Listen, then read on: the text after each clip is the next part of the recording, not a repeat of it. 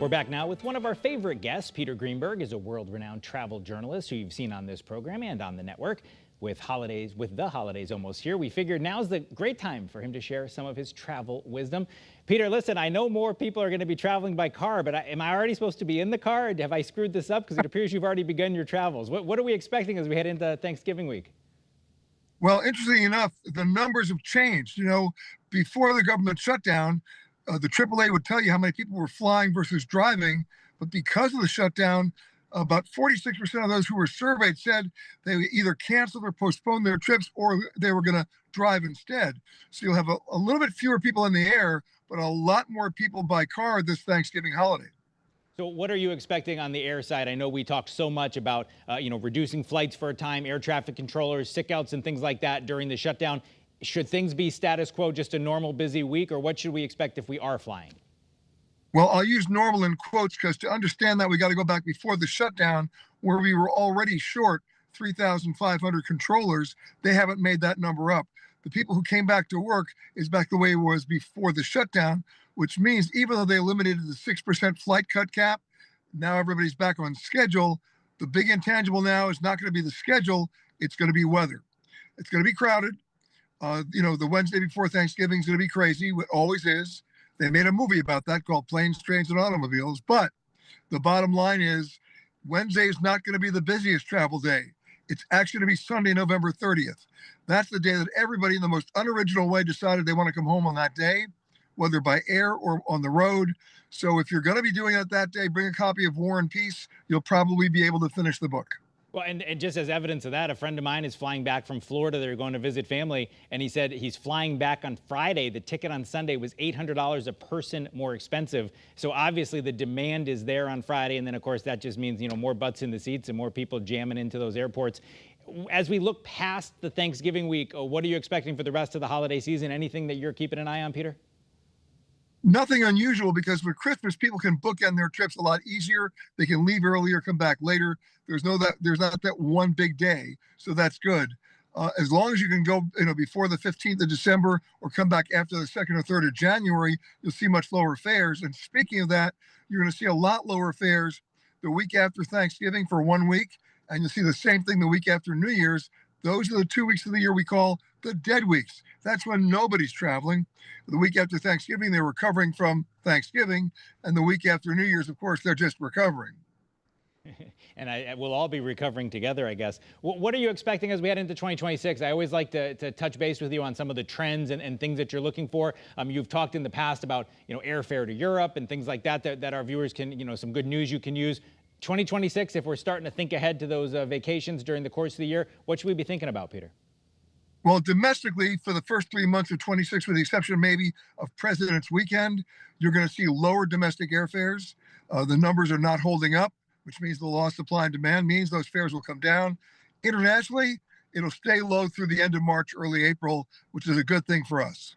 And one of the things that we've talked about with you in the past is this idea that a lot of these airlines have contracted the number of seats on flights to deal with things. Is that something that's continuing to play out? Are we seeing that same trend, and is it affecting things? Well, what they've done actually is they've added seats to flights. They've crammed more seats in. And as a result, they have to try to make it up. And the problem is you have a supply and demand problem. I was telling friends of mine the other day, we were coming back from Europe just 2 weeks ago on a 777, and everybody in coach had their own row.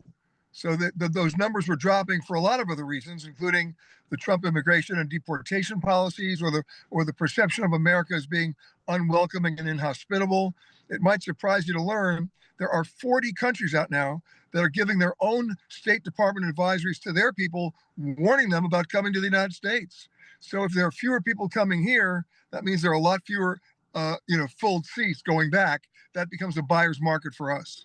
One other thing, I love going to petergreenberg.com, checking out all your travel tips, and you had something about warning people to watch out for some of the scams as more people are traveling over the holiday season, just some things to watch out for. And one of the interesting ones is somebody just approaching and saying, hey, do you want me to take a picture with your phone? And they're gone. So what are some of the things you want people to watch out for? Yeah, how many times that happened to you? So many things that they're being very nice. Hey, can we take your picture? We'll use your phone. You give them the camera and they take off. That's the first thing. The second thing about scams, it's actually about crime. And that is, for those people who insist on taking pictures of everything they're doing while they're doing it and posting it that day, please don't do that. That's an advertisement to the world that you're not home. If you want to take pictures of your food or take pictures of you, take them, post them when you get home. Yeah, good advice, absolutely. So I want to look forward and give some advice for people for next year, but I know you're constantly traveling, as we can see from the background here in your shot. What was your favorite place you went to in 2025 so far? Anything cool you want to tell our viewers about?